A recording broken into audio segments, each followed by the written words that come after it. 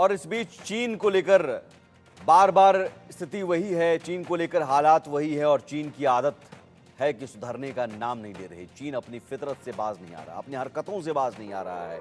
बड़ी खबर, पैगोंग झील के पास अब चीन कॉलोनी बना रहा है। लेटेस्ट सैटेलाइट तस्वीरों से खुलासा हुआ है 17 हेक्टेयर के क्षेत्र में निर्माण कार्य हो रहा है। येमागोउ रोड के नजदीक कॉलोनी बना रहा है। येमागोउ रोड के नजदीक कॉलोनी और पैगोंग झील, जो कि चीन इस पर लगातार नजरें गड़ाए हुए है और बार बार कोशिश उसकी होती है कि किस तरह से हम सीमा पर, भारत और चीन के बीच जो सीमा पर है उस पर और ज़्यादा हम कब्जा करते रहें। तो डिप्लोमेटिक तरीके से सीमा पर बढ़ रहे तनाव को कम करने का एक तरफ प्रयास किया जा रहा है, वहीं चीन सीमा के नज़दीक तेजी से निर्माण कार्य कर रहा है। हाल ही में जो सैटेलाइट तस्वीरें सामने आई उनमें साफ साफ दिख रहा है कि पैगोंग झील के पास चीन ने उत्तरी किनारे पर काफ़ी ज़्यादा निर्माण कर लिया है।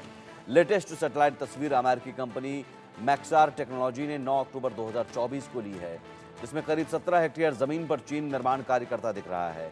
ये नई कॉलोनी येमागोउ रोड के नज़दीक है, जिसकी ऊंचाई करीब 4347 मीटर है, यानी करीब 14,262 फीट है। बता दें कि साल 2020 में जिस जगह पर चीन और भारत के जवानों के बीच संघर्ष हुआ था, उस जगह से ये नई कॉलोनी मात्र 38 किलोमीटर दूर है, लेकिन पैगोंग झील के पास ही है। पैगोंग झील के पास पूरी की पूरी कॉलोनी बसा रहा है। इस जगह पर चीन और भारत के बीच सीमा को लेकर विवाद है, दोनों का अपना अपना मत है।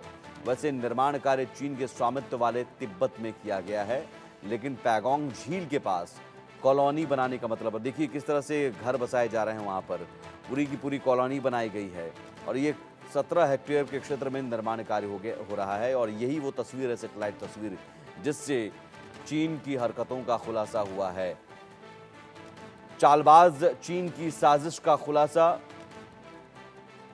लेटेस्ट सैटेलाइट तस्वीरों के जरिए हुआ है और तस्वीर में साफ तौर पर दिख रहा है कि 2020 में चीन के साथ जिस जगह संघर्ष हुआ था, उस जगह से 38 किलोमीटर दूर चीन ने नई कॉलोनी बना ली। सैटेलाइट तस्वीरों में करीब 17 हेक्टेयर क्षेत्र में निर्माण चल रहा है। 4347 मीटर की ऊंचाई पर येमागोउ रोड है। येमागोउ रोड के पास ये निर्माण वाला क्षेत्र मशीनरी से भरा हुआ है। आखिर चीन चाहता क्या है, बार बार इस तरह की हरकत क्यों? पैगोंग झील पर ड्रैगन की यह साजिश, नया बेस बाकी किसी भी साइट से अलग है। नया बेस LAC से 36 किलोमीटर पूर्व में है। पैगोंग झील के पास बने पुल से 15 किलोमीटर दूर है मात्र, और एक बड़े क्षेत्र में ये संरचनाएं फैली हुई हैं। 70 से ज़्यादा स्थायी संरचनाएं बनाई गई हैं और जाहिर है इस कॉलोनी की आड़ में यहाँ से मिसाइल हमलों के प्रभाव को कम किया जा सकेगा।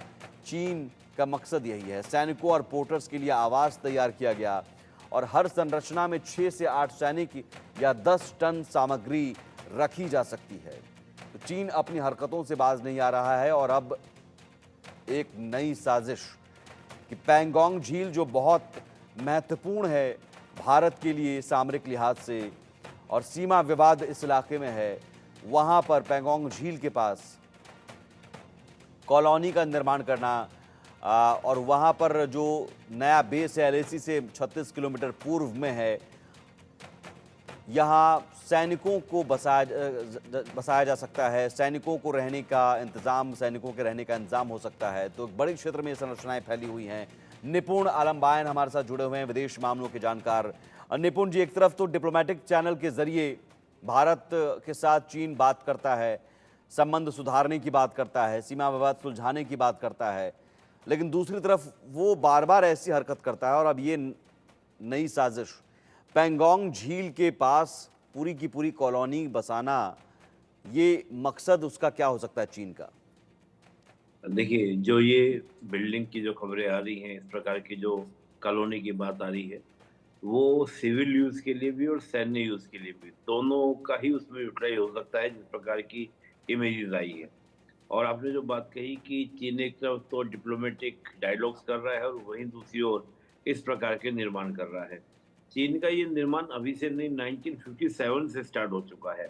हम देखें, जो पहली बार हमने देखा था कि हमारा जो बॉर्डर है, भारत और चीन का बॉर्डर, अब तो खैर वो बॉर्डर बदल गया है, लेकिन हम बात करें 1957 से पहले, तो 57 में पहले ही उसने रोड बनाना शुरू कर दिया था, जिसकी जानकारी हमको बाद में मिली। और फिर एक जो 1962 का वॉर हुआ था, वो उसका कारण एक बना था। हम उसके बाद देखें कि 90 तक हमारे संबंध ऐसे ही रहे चीन के साथ, लेकिन 90 के बाद हमारे 5 समझौते चीन के साथ हुए। जिन समझौते में ये था कि कोई भी बॉर्डर पर इंफ्रास्ट्रक्चर तैयार नहीं करेगा, ताकि उसका किसी तरह का सिविल प्रयोग के साथ-साथ सैन्य प्रयोग ना हो सके। भारत ने तो इस चीज़ को फ़ॉलो किया, लेकिन चीन ने कभी भी इस चीज़ को फ़ॉलो नहीं किया। हम्म। इस कारण क्या होता है कि जब हम एलएसी वाला पूरा देखते हैं एरिया, तो वहाँ पर जो चीन की एक स्ट्रैटेजिक रूप से हम बात करें, रणनीतिक जो उसका क्या इम्पोर्टेंस उसको मिल जाता है, क्योंकि उसका इंफ्रास्ट्रक्चर पहले से तैयार था। हमने तो पिछले 10 सालों में अपना फ़ोकस किया है और इंफ्रास्ट्रक्चर वहाँ पर रेडी किया है। तो चीन की ये पहले से एक स्ट्रैटेजी ऐसी रही है, रणनीति ऐसी रही है। और देखिए कब ये आपका वाक़या हुआ, ये वाक़या कब होता है? हम इस बिल्डिंग की बात भी करते हैं कि एक तरफ तो हमारे साथ उसने उलझा दिया किसमें, कि हम बातचीत कर रहे हैं, हम अपनी सीमाओं से क्या करेंगे, जो गालवान क्लैश के समय से जो बॉर्डर पर हमारी फोर्सेस दोनों देशों की डिप्लॉयड थी, उसको रिमूव करना शुरू कर दें, और काफ़ी हटाया भी इन्होंने। लेकिन हटाने के साथ-साथ गुपचुप तरीके से ये तैयार किया।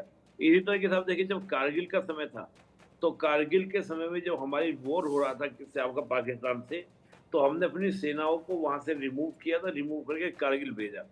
तब भी उसने क्या किया कि इस प्रकार के बहुत सारे वहाँ पर इंफ्रास्ट्रक्चर तैयार किए थे।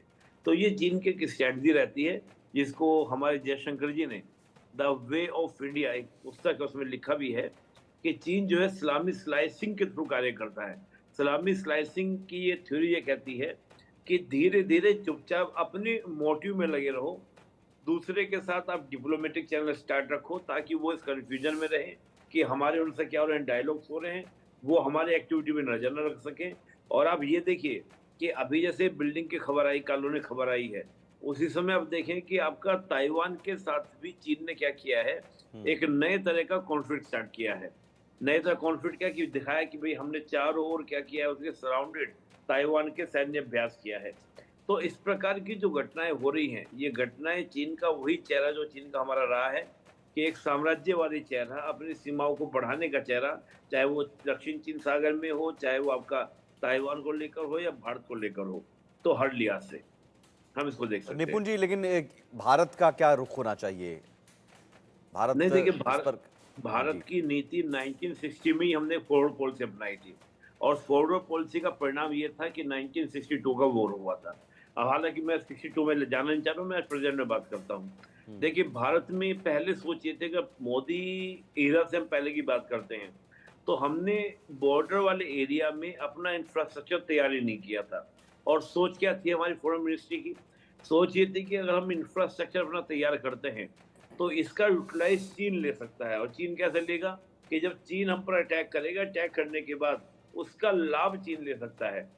इस वजह से हमने बॉर्डर पर अपना इंफ्रास्ट्रक्चर तैयार नहीं किया था। लेकिन आज भारत ने क्या किया, अपना पूरा जो हम एलएसी देखते हैं, दौलत बेग ओल्डी, जो हमारा सबसे नॉर्थ में पड़ता है, यानी कि पूरा आपका चीन और भारत की सीमा पर दौलत बेग ओल्डी, वहाँ तक हमने अपनी रोड का निर्माण किया है, बाकायदा पुल बनाकर, सब तमाम तरह की क्रिया कर कर।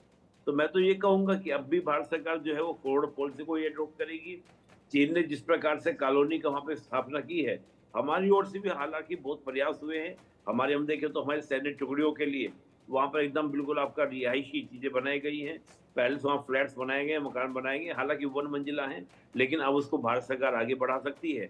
अगर चीन भी वहाँ पर सिविल डिप्लॉयमेंट करता है, तो हम भी सिविल लोगों को वहाँ पे क्या कर सकते हैं, डिप्लॉयड कर सकते हैं। लेकिन मेरा मानना है कि चीन को उसी की भाषा में उसी तरह से जवाब दिया जाएगा, जिस तरह से जवाब दिया गया है, आगे भी दिया जाएगा। लेकिन यहाँ भारत के लिए ये कितना खतरा है? क्योंकि जिस जगह कॉलोनी बनाई गई है एलएसी से मात्र 15 किलोमीटर की दूरी पर है।